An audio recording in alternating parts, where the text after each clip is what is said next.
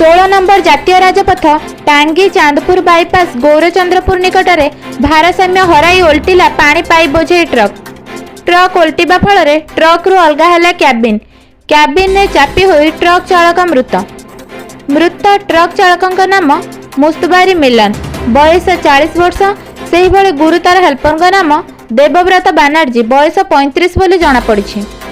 मृत और गुरुतर घर पड़ोशी पश्चिमबंग राज्य रे कोलकाता पानीय जल काम पाइप बोझे हुई चेन्नई जाउथला ट्रक रे पाइप बोझे हुई जाउथुवा बेले वर्षा लागी रहिबा कारणरू पाइप बोझे ट्रक रास्ता कड़े थिबा माटी गदा सह धक्का होइथिला। दुर्घटनार मात्रा एते तीव्र थिला जे पाइप गुड़िक क्याबिन को धक्का देबारु ट्रक रे क्याबिन ट्रक रु अलगा होई जाइथिला। फल घटनास्थल रे चालक मृत्युवरण करथिबा बेले हेल्पर गुरुतर होइथिले।